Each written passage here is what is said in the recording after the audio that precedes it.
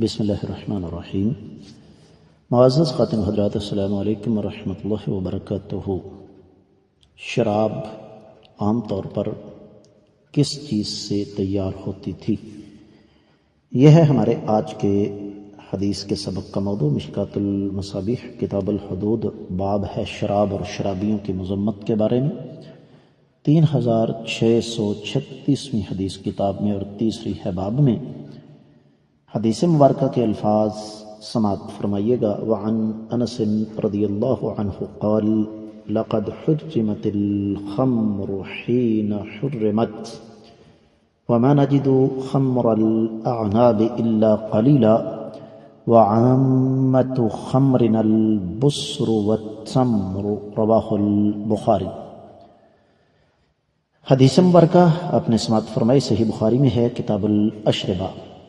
دوسرا باب ہے باب الخمر من العنب وغیرہ، شراب انگور وغیرہ سے بھی بنتی ہے۔ 5580ویں حدیث۔ حدیث مبارکہ صحیح بخاری میں آ گئی، اس کی سند پر تبصرہ کرنے کی ضرورت نہیں۔ آتے ہیں حدیث مبارکہ کے ترجمے کی طرف۔ سیدنا انس رضی اللہ تعالیٰ عنہ سے روایت ہے، فرماتے ہیں کہ جب شراب حرام کی گئی تو ہم انگوروں کی شراب کم پاتے تھے۔ ہمارے زیادہ تر شراب خشک اور تازہ کھجور سے تیار ہوا کرتی تھی۔ معزز خواتین و حضرات، حدیث مبارکہ کا مفہوم سمجھیے گا کہ سیدنا انس رضی اللہ تعالیٰ عنہ کا مقصد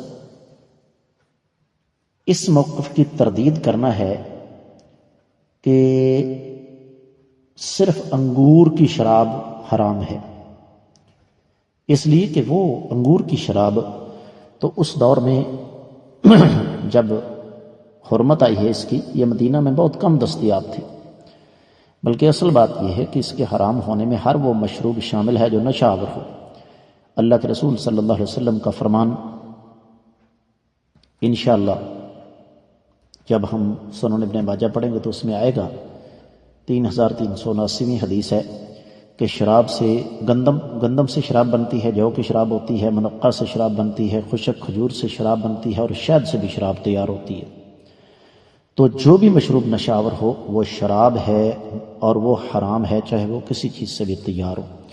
امید ہے کہ انشاءاللہ آپ کو یہ حدیث اچھی طرح سمجھ آ گئی ہوگی۔ اس کے ساتھ ہی آج کے حدیث کے سبق سے بھی اجازت چاہوں گا۔ السلام علیکم ورحمۃ اللہ وبرکاتہ۔